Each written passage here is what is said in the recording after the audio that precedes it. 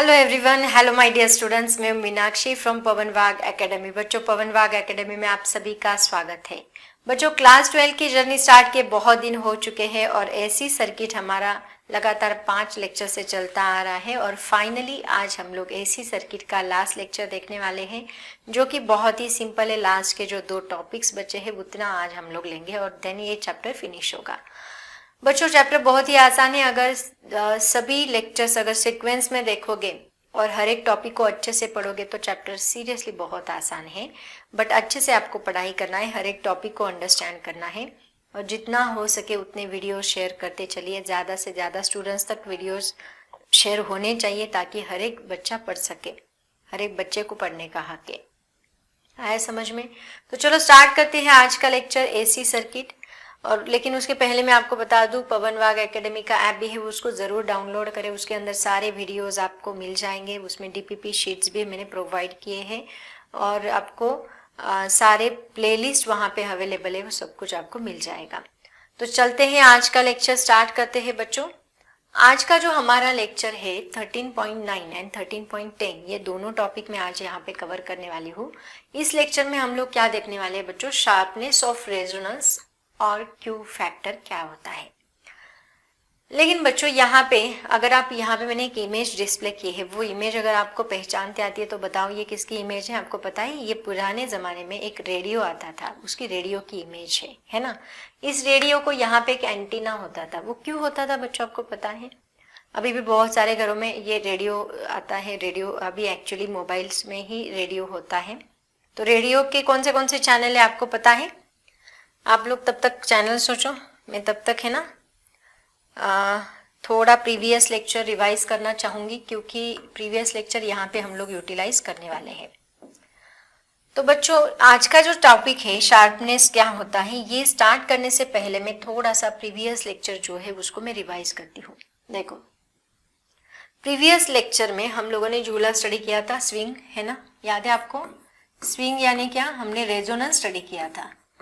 तो रेजोनेंस में मैंने क्या बताया था आपको कि जब एक्सटर्नल फ्रीक्वेंसी, क्या बताया था बच्चों, याद है?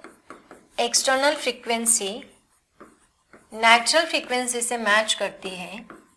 External frequency and natural frequency जब दोनों मैच करते हैं, जब दोनों मैच करते हैं तो क्या होता है?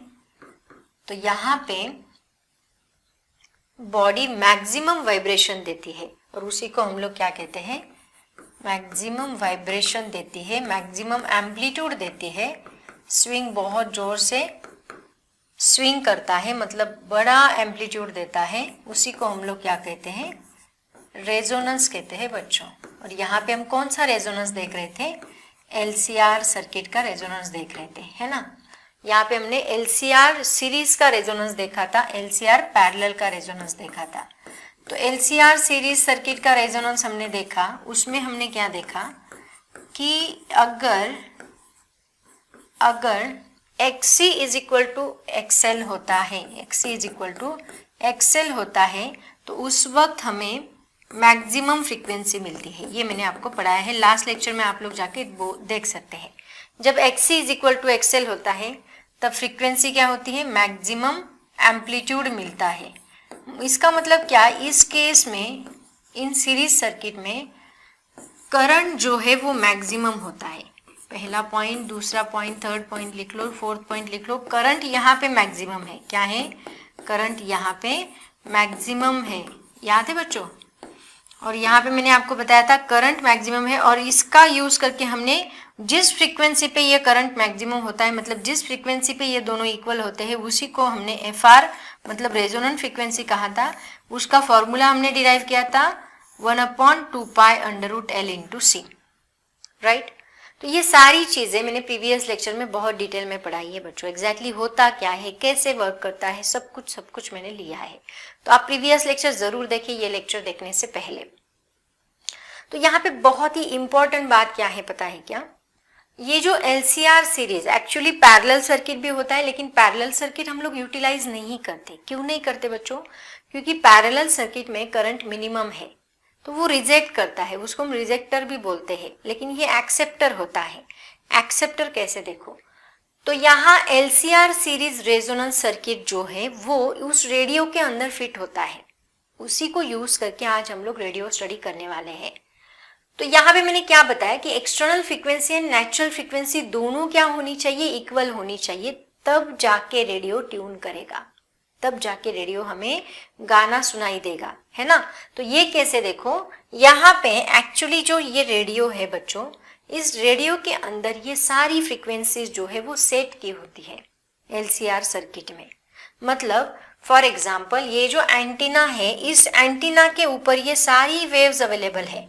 मान लो एक, आपको याद है कितने कितने होते हैं, 93.5 रेड एफएम, मैंने बोला ना आप याद करके रखो।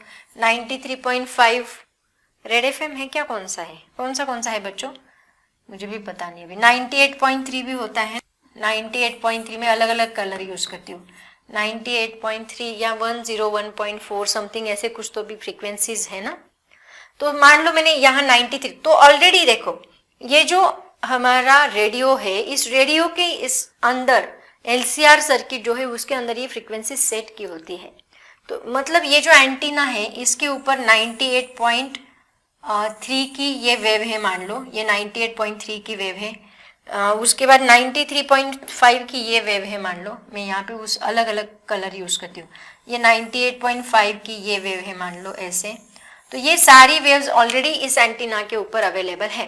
ओके, अब ये इलेक्ट्रोमैग्नेटिक वेव्स है बच्चों, तो जहां रेडियो स्टेशन रहेगा वहां पे भी एक बड़ा एंटीना होता है जो क्या करता है, ये फ्रीक्वेंसी सेंड करता है। तो ये जो हमारा सराउंडिंग है, ये जो एयर है, उसके उस मीडियम में ये सारी फ्रीक्वेंसीज इलेक्ट्रोमैग्नेटिक वेव्स पास हो रही है, ठीक है। अब मैं जब इसको ट्यून करती हूँ, यहाँ से लेके मैं इसको घुमाऊंगी और इसको मैं ट्यून करूंगी। तो जब मैं इसको ट्यून करूंगी, मान लो मैंने इसके अंदर 93.5 रेड एफएम सेट किया, ठीक है। 93.5 रेड एफएम सेट करने के बाद 93.5 कौन सा है, ये, तो ये सिग्नल एक्टिव होगा, है ना। ये सिग्नल एक्टिव होने के बाद क्या होगा, देखो मान लो ये एक फ्रीक्वेंसी है 93.5, ये सिग्नल एक्टिव होगा और बाहर से आने वाली जो वेव है वो ये 93.5 रेड एफएम की वेव है। तो जब ये दोनों वेव्स, ये एक्सटर्नल फ्रीक्वेंसी हो गई, ये नेचुरल फ्रीक्वेंसी हो गई, तो ये एक्सटर्नल फ्रीक्वेंसी एंड ये नेचुरल फ्रीक्वेंसी जब दोनों मैच करेगी बच्चों, तो मैक्सिमम करंट फ्लो होगा। समझ में आ रहा है, जब ये दोनों मैच करेगी वेव्स, तो यहाँ मैक्सिमम ये इसको एक्सेप्ट करेगा। अब मैंने सेट किया है 93.5, तो वो 93.5 को ही एक्सेप्ट करेगा, 98.3 को वो एक्सेप्ट नहीं करेगा। अब देखो इसमें गैप बड़ा है, 93.5 के बाद 98 आ रहा है, 93.5 के बाद तुरंत 94 नहीं आ रहा है। अगर तुरंत 94 आता ना तो सिग्नल मिक्स होता और हमें साथ में ही दो दो गाने सुनाई देते, है ना। तो यहाँ पे गैप इसलिए रखते हैं, इसको बैंडविड्थ बोलते हैं, बताऊंगी मैं आपको। गैप इसलिए रखते हैं ताकि ये बस उसका करंट मैक्सिमम, क्योंकि कुछ लेवल तक वो करंट फ्लो करेगा, only for that particular frequency के लिए वो करंट फ्लो मैक्सिमम नहीं रखेगा, थोड़ा बहुत करंट। क्योंकि हमने ग्राफ देखा था, ग्राफ कुछ ऐसे होता है ना, ऐसा ग्राफ था। तो यहाँ पे इस लेवल तक क्या करता है, वो करंट फ्लो करता है, फिर धीरे धीरे ग्राफ करंट फ्लो वो मिनिमम करता है। तो यहाँ पे जो एक्सटर्नल फ्रीक्वेंसी है वो नेचुरल फ्रीक्वेंसी से जब मैच करती है तो वहां पे मैक्सिमम करंट फ्लो होता है और मैक्सिमम करंट फ्लो की वजह से हमें वो गाना सुनाई देता है। बाकी सारे करंट्स को वो क्या करता है, उसको लो कर देगा, मिनिमम कर देगा, और मैक्सिमम फ्रीक्वेंसी, मैक्सिमम जहाँ पे एक्सटर्नल फ्रीक्वेंसी और इंटरनल फ्रीक्वेंसी दोनों मैच करेगी वहां पे हमें मैक्सिमम करंट सुनाई देगा, गाना सुनाई देगा, मैक्सिमम आवाज सुनाई देगा। तो ऐसा होता है शार्पनेस। एक मिनट है बच्चों, अब देखो शार्पनेस मतलब क्या, अभी मैं आपको बताती हूँ। मान लो मैंने ये जो ग्राफ है, मान लो मैंने इसका जो ये विड्थ है बहुत ज्यादा रखा, कुछ ऐसे रखा मैंने, ठीक है। तो ये अगर मैंने ज्यादा रखा तो यहाँ पे बहुत सारी फ्रीक्वेंसी, देखो पिच अच्छे से नहीं दे रहा है हमें, यहाँ पे बहुत बड़ा गैप है।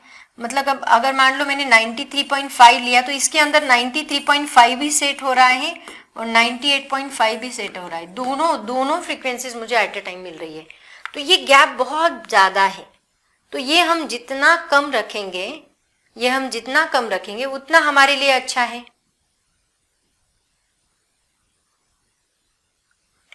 तो बच्चों 93.5 एंड 98.5 ये दोनों भी साथ में सुनाई देंगे, मतलब ये गैप बहुत ज़्यादा है ना, उसकी वजह से ये दोनों साथ में सुनाई देंगे। तो हम अगर ये शार्पनेस जो है, मतलब ये जितना हम लोग शार्प रखेंगे, जितना हमें शार्प करते आएगा, जितना हमें शार्प करते आएगा उतना हमारे लिए अच्छा है, ताकि ये गैप थोड़ा कम रहे और उस गैप की वजह से क्या होगा, फिर हमें ये जो डिफरेंस है वो अच्छे से लेते आएगा, है ना। अगर ये बहुत नज़दीक होगा तो उसकी वजह से ये शार्पनेस कम रहा, मतलब बहुत वाइड रहा, रेंज अगर वाइड रहा तो वहाँ पे हमें दूसरी जो फ्रीक्वेंसीज है उनकी भी आवाज़ हमें सुनाई देगी और मिक्स हो गए और हमें कन्फ्यूजन होगा कि ये 98.3 भी और 93.5 भी दोनों साथ में चल रहे। तो बच्चों ये शार्पनेस, इसको कहा जाता है शार्पनेस। तो ये शार्पनेस फाइंड करने के लिए हमारे पास एक फैक्टर होता है, तो ये फैक्टर को हम लोग क्या बोलते हैं, this is called as Q factor. तो ये जो क्वांटिटी है ये हमें क्या देती है, उस रेडियो फ्रिक्वेंसी की शार्पनेस देती है, क्यू फैक्टर उसको बोला जाता है। तो उसकी डेफिनेशन हमें बहुत बार पूछी जाती है, लेकिन ये डेफिनेशन स्टडी करने से पहले हम लोग इसका ग्राफ देखेंगे। ये ग्राफ आपको अच्छे से करना है। देखो यहाँ पे हमने क्या किया, सबसे पहले मान लो मैंने करंट बहुत ज़्यादा रखा, नियरली इक्वल टू 50 ओहम का करंट मैंने लिया। तो उस वक्त रेजिस्टर लिया, रेजिस्टेंस बहुत ज़्यादा रखा तो करंट कम फ्लो होगा। तो ये पहला करंट जो है ये किसका है, रेजिस्टेंस बहुत ज़्यादा है तो देखो यहाँ शार्पनेस बहुत कम है, रेजिस्टेंस ज़्यादा है तो शार्पनेस कम है ना, मतलब ये रेंज बहुत ज़्यादा वाइड है। तो देखो ये साथ में ही आ रहे हैं दोनों, तो ये साथ में आ रहे हैं, इसका मतलब ये दोनों फ्रीक्वेंसीज मैच करेगी, दोनों भी आवाज़ हमें सुनाई देंगे, उसके नज़दीक के सिग्नल, सभी सिग्नल मिक्स होकर सुनाई देंगे, शार्पनेस हमें अच्छे नहीं मिलेगा। फिर हमने और थोड़ा रेजिस्टेंस कम किया, रेजिस्टेंस कम करने के बाद शार्पनेस और थोड़ा सा बढ़ा, तो यहाँ पे देखो थोड़ा ये कम हो गया है ना। फिर मैंने और लो रेजिस्टेंस किया, तो और लो रेजिस्टेंस करने के बाद मुझे शार्पनेस और बढ़ता हुआ दिखाई दिया, देखो इतना शार्पनेस हुआ। तो यहाँ पे देखो यहाँ तक तो मिनिमम वो हाफ रेंज तक करंट कहाँ तक फ्लो करेगा, ये ई नॉट बाई √2R और ई नॉट बाई R, मतलब आपको पता है ना यार, ERMS वैल्यू हमने देखा था ई नॉट बाई √2, तो वहाँ तक वो ये हाफ पावर तक वो क्या करेगा, करंट फ्लो करेगा, मतलब इतना करंट हमें सुनाई देता है। तो यहाँ पे हमें सबसे ज़्यादा करंट मिलेगा, ये वैल्यू जो है ये शार्पनेस की सबसे ज़्यादा वैल्यू रहेगी, इसी को हम लोग क्या कहते हैं, this is called as resonant frequency. तो देखो रेजोनेंट फ्रीक्वेंसी के इस साइड में हमें ω1 मिल रहा है, ω1 कितना है, देखो उसके इस साइड में कुछ फ्रीक्वेंसी है और इस साइड में कुछ फ्रीक्वेंसी है, तो ω/r की इस साइड की जो फ्रीक्वेंसी है उसको हम ω1 कहेंगे। ω1 इज इक्वल टू क्या है, ω/r minus delta omega, ω/r minus delta omega, इस साइड में कुछ फ्रीक्वेंसी कम है, उस साइड में कुछ फ्रीक्वेंसी ज़्यादा है। एंड ω2 इज इक्वल टू क्या है, सॉरी यहाँ गलत है हाँ बच्चों, एक मिनट, यहाँ पे देखो यहाँ ω1 ये प्लस होना चाहिए, ω1 इज इक्वल टू माइनस होना चाहिए, ω2 इज इक्वल टू प्लस होना चाहिए। यस यहाँ पे क्या रहेगा, ω/r प्लस डेल्टा ओमेगा, यहाँ पे उन्होंने दोनों भी ω1 लिए, एक्चुअली ये ω2 है, तो ये ω/r माइनस रहेगा ना, एंड ये ω/r प्लस रहेगा, उससे इससे कम वाली फ्रीक्वेंसी, इससे ज़्यादा वाली फ्रीक्वेंसी। अब अगर इन दोनों का मैं डिफरेंस लेती हूँ, मतलब ω2 माइनस ω1 अगर मैं लेती हूँ तो मुझे क्या मिलेगा, ω/r plus delta omega and minus, इसको मैंने माइनस किया, ये वैल्यूज मैंने पुट की, ω2 की जगह पे ये वैल्यू पुट की, ω1 की जगह पे ये वैल्यू पुट करो, माइनस डेल्टा ओमेगा, तो ये मुझे क्या मिलता है, ω2 minus ω1 is equal to ω/r plus delta omega minus ω/r sorry बच्चों minus minus plus delta omega, so ω/r get cancel, ω2 minus ω1 is equal to 2 delta omega, और इसी को हम लोग क्या बोलते हैं बच्चों, अब इसको पता नहीं आपको, मैं बताती हूँ, देखो इसको कहा जाता है बैंडविड्थ, इसको क्या कहा जाता है, बैंडविड्थ। बच्चों ये जो बैंडविड्थ है ना, मतलब हर एक सिग्नल के लिए एक ऐसी फ्रीक्वेंसी रेंज डिफाइन करके दी होती है, जैसे हमारे रोड होते हैं, हमारे रोड में आने वाली गाड़ियाँ जाने वाली गाड़ियों के लिए एक स्पेस डिफाइन करके दिया होता है ना, इनकमिंग आउटगोइंग ऐसे गाड़ियों के लिए एक स्पेस डिफाइन करके दिया होता है, वन वे बोलते हैं हम उसको। सिमिलरली ये जो फ्रीक्वेंसीज होती है ना, ये सेट करके दी होती है पर्टिकुलर। मान लो हमारे टीवी पे बहुत सारे चैनल्स आते हैं, कोई कार्टून का चैनल होगा, कोई कलर्स मराठी, जी मराठी, ऐसे बहुत सारे चैनल्स होते हैं ना। तो उसमें से क्या होता है बच्चों, हर एक चैनल के लिए एक पर्टिकुलर बैंडविड्थ दिया रहेगा, मतलब उनको एक फ्रीक्वेंसी रेंज डिफाइन करके दिया रहेगा। सिमिलरली ये 93.5 है ना, 93.5 को वो मिनिमम एंड मैक्सिमम वैल्यू देंगे फ्रीक्वेंसी की, तो उनका सिग्नल बस उसी रेंज में चलेगा। इससे क्या होगा कि 98.3 का सिग्नल 93.5 में मिक्स नहीं होगा, 93.5 का सिग्नल 98 में मिक्स नहीं होगा। तो वैसे टीवी के जितने भी चैनल्स होते हैं तो पर्टिकुलर उनको फ्रीक्वेंसी रेंज दिया होता है, तो वो रेंज का ही मतलब क्या है यहाँ पे bandwidth. Higher frequency minus lower frequency, इन दोनों का सब्ट्रैक्शन, ये क्या होता है बैंडविड्थ। और ये जितना शार्प रहे, ये जितना कम रहे, उतना हमारे लिए अच्छा है, ठीक है। इससे हमें क्लियर साउंड सुनाई देता है और क्लियर पिच सुनाई देता है। तो ये इसको कहा जाता है बच्चों बैंडविड्थ। एंड क्यू फैक्टर मतलब क्या, क्यू फैक्टर हमें ये शार्पनेस देगा।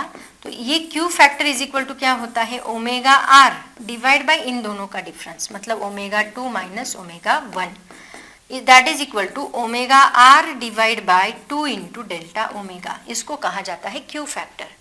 It is the ratio of resonant frequency to the difference between the two frequencies, जो कहाँ तक आती है, E0/√2 वैल्यू तक आती है, उसको कहा जाता है। बच्चों ये ग्राफ अच्छे से करके रखना है और ये सब कुछ आपको अच्छे से करके रखना है। तो देखो उसी के बाद देखते हैं अभी क्यू फैक्टर। अभी मैंने जस्ट आपको बताया कि क्या मैंने बताया, Q factor is equal to क्या होता है, दैट इज इक्वल टू होता है omega R divide by 2 into delta omega, ठीक है। तो क्या है देखो, the ratio of the resonant frequency to the difference in two frequencies, इसी को हमने क्या कहा बच्चों, omega R divide by omega 2 minus omega 1, difference between two frequencies taken on both sides of the resonant frequency. ये हमने दोनों side में लिए हैं ना, रेजोनेंट फ्रीक्वेंसी के इस साइड में ओमेगा 1, उस साइड में ओमेगा 2, लेकिन ये वैल्यू हमने कहाँ से सिलेक्ट की, E0/√2 से। तो देखो वही हमें लिखना है, such that at each frequency the current amplitude becomes 1/√2 times the value at resonant frequency. Resonant frequency के 1/√2 टाइम्स करंट जितना होगा वो वैल्यू वहाँ तक हमें सिलेक्ट करनी है दोनों साइड से, और वो वैल्यू का डिफरेंस लेना है, उसका डिफरेंस उसके साथ रेजोनेंट फ्रीक्वेंसी, इन दोनों का जो रेशियो रहेगा उसी को हम लोग क्या बोलेंगे, क्यू फैक्टर, जो कि हमें क्या देता है, शार्पनेस देता है उस ग्राफ का, ठीक है। तो बच्चों इसका स्क्रीनशॉट ले लो, पहले आप लोग इसका स्क्रीनशॉट पहले ले लो, उसके बाद इसका भी स्क्रीनशॉट ले लो।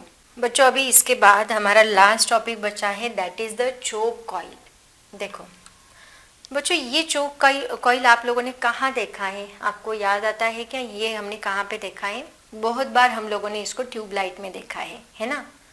तो इसकी ज़रूरत क्यों पड़ती है, देखो ये लास्ट टॉपिक बचा है और बहुत छोटा सा टॉपिक है, जल्दी आपको समझ में आ जाएगा। एक्चुअली ये चोक कॉइल जो है बच्चों, ये ट्यूबलाइट्स में यूज़ की जाती है। क्यों पता है क्या, कुछ डिवाइसेस हमारे घर में ऐसे होते हैं जो एसी की वजह से, एसी करंट आता है तो अल्टरनेटिंग करंट की वजह से बहुत ज़्यादा लोड उनके ऊपर गिरता है, मतलब 220 वोल्ट एसी हमें कितना मिलता है, 220 वोल्ट। तो ये 220 वोल्ट जब उस ट्यूबलाइट के अक्रॉस अप्लाई होगा तो उसकी वजह से क्या होगा, वो बर्न होने के चांसेस है, मतलब वो सर्किट ब्रेक करने के चांसेस होते हैं। इतना ज़्यादा हेवी लोड वो कैरी नहीं कर सकती ट्यूबलाइट्स वगैरह या फिर और कोई डिवाइसेस होंगे वो। तो ये इसके लिए, ये रिड्यूस करने के लिए, इनके अक्रॉस का जो लोड है उसको रिड्यूस करने के लिए हम लोग क्या करते हैं, उस ट्यूबलाइट के सीरीज में एक चोक कॉइल लगाते हैं। तो चोक कॉइल एग्जैक्टली है क्या, चोक कॉइल कुछ नहीं बच्चों, ये एक मान लो एक ऐसा हमने इंसुलेटेड रॉड लिया और उसको एक कॉइल हमने वाउंड की, जस्ट लाइक अ सोलेनॉइड, आपको याद है। ऐसा नहीं होता एक्चुअली, ये ऐसा होता है, आपको याद होगा, हमने एक ऐसा सर्कल लिया था और इस सर्कल को ऐसे कॉइल वाउंड किया था, टोरॉइड सोलेनॉइड, याद है। तो ऐसा होता है कुछ चोक कॉइल, तो ऐसा ही बनता है वो। तो ये क्या है बच्चों, it is nothing but the inductor, coil ही तो है, तो ये एक इंडक्टर ही होता है। तो इसकी जगह पे हम इंडक्टर ही क्यों लेते हैं, रेजिस्टेंस क्यों नहीं लेते, मतलब हम लोग क्या करेंगे, एक ट्यूबलाइट है, मान लो ये ट्यूबलाइट है, तो इस ट्यूबलाइट के सीरीज में हम क्या करेंगे, एक इंडक्टर लगा देंगे। तो इंडक्टर क्या करेगा, इसकी जगह पे हम रेजिस्टेंस क्यों नहीं लगाते बच्चों, क्योंकि देखो अगर मैंने रेजिस्टेंस लगाया तो आपको पता है रेजिस्टेंस इन एसी सर्किट जो पावर लॉस है वो कितनी होती है, पावर कंज्यूम करता है। ये पावर कितनी कंज्यूम करता है, E R M S into I R M S, इसका फॉर्मूला हम लोगों ने डिराइव किया था। तो ये इतनी पावर कंज्यूम करता है कौन, रेजिस्टर। अगर मैंने यहाँ पे रेजिस्टर लगाया तो ये रेजिस्टर क्या करेगा, ये पावर को कंज्यूम करेगा, और पावर कंज्यूम करेगा तो ट्यूबलाइट को उतनी एनर्जी नहीं मिलेगी, उतनी एनर्जी नहीं मिलेगी मतलब ट्यूबलाइट उतनी इंटेंसिटी का लाइट हमें नहीं देगा।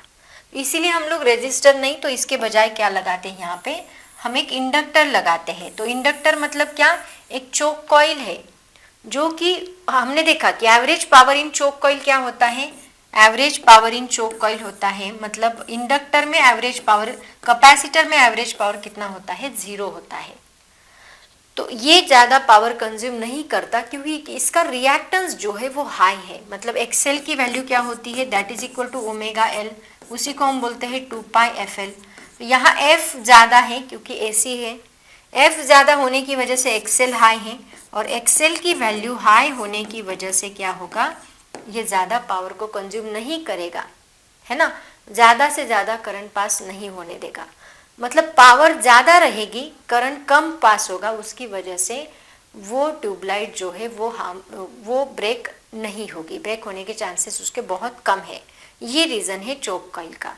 तो चोक कॉइल क्या करता है, it is use to reduced, ये क्या करता है बच्चों, it is use to reduced AC in some electronic devices, इसके लिए हम लोग चोक कॉइल यूज करते हैं। वो है क्या, इट इज़ एन इंडक्टर। तो देखो बच्चों मैं पॉइंट वाइज आपको ये टॉपिक लिख के ही देती हूँ। सबसे पहले हम लोग लिखेंगे, मान लो इसके ऊपर आपको शॉर्ट नोट पूछा गया तो उसका आंसर आप लोग कैसे लिखोगे। सबसे पहले चोक कॉइल क्या होती है, choke coil is an inductor,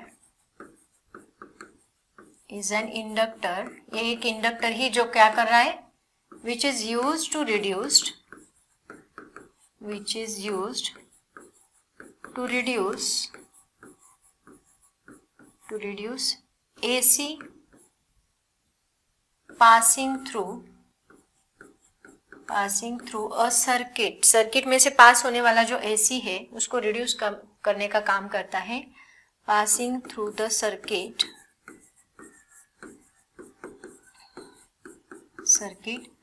लेकिन ये लॉस नहीं होने देगा, without loss of energy, loss of energy, ठीक है।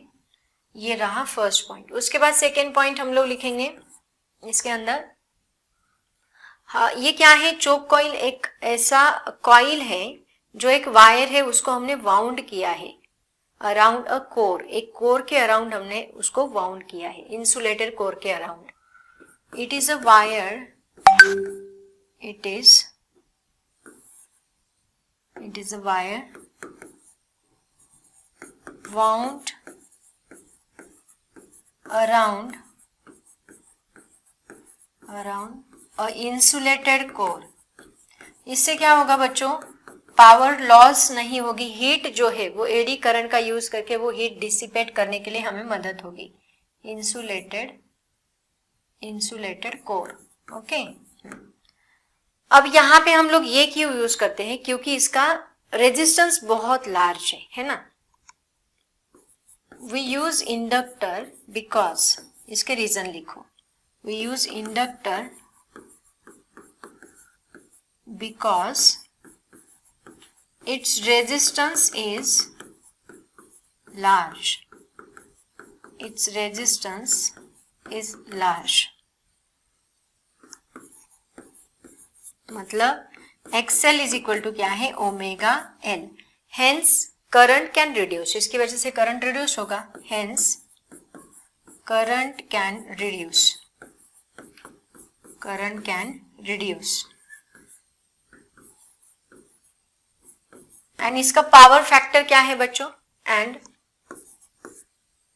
It's power factor power factor is, आपको याद है पावर फैक्टर मैंने बताया था, पढ़ाया है मैंने आपको, पावर फैक्टर क्या होता है cos फाई।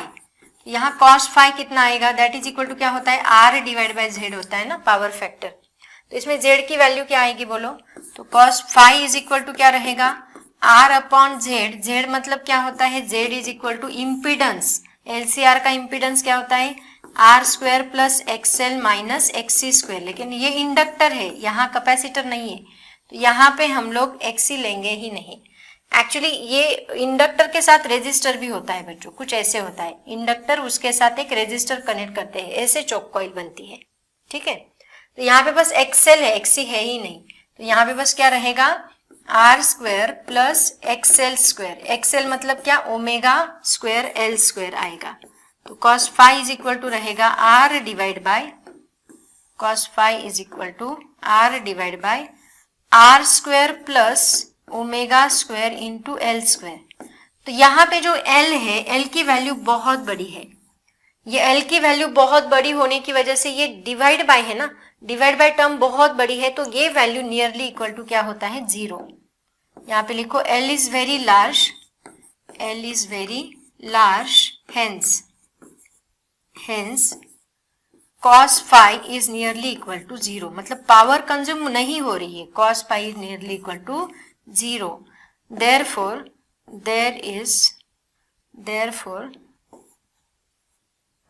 एनर्जी कहाँ गया, यहाँ पे मैंने loss of energy is very less, therefore loss of energy is very less in inductor. Okay, तो लॉस ऑफ एनर्जी नहीं ले, लेकिन करंट फ्लो जो है उसको अपोज करने का काम वो कर रहा है, उसकी वजह से जो ट्यूबलाइट होगी या फिर कोई भी सर्किट होगा उसके ऊपर डायरेक्टली करंट का बम्बार्डिंग नहीं होगा, है ना। तो ऐसे उसका रीजन है। यहाँ पे हमने रेजिस्टेंस क्यों नहीं यूज किया बच्चों, यहाँ पे हम रेजिस्टेंस इसलिए नहीं यूज करते क्योंकि रेजिस्टेंस जो है वो एनर्जी लॉस बहुत ज्यादा करता है, क्योंकि पावर का फॉर्मूला क्या अपेरेंट पावर है ना, उसके अंदर RMS into ERMS into IRMS, उसके अंदर पावर होती है। इफ वी यूज वो भी लिख लो, किसके फॉर्म में, हीट के फॉर्म में, वो क्या करेगा पावर लॉस करता रहेगा, वो जल्दी हीट होता है रेजिस्टेंस। 5वां point, if we use resistor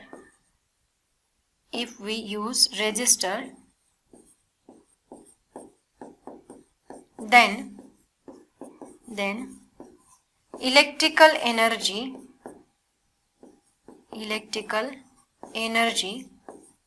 can be lost in the form of heat,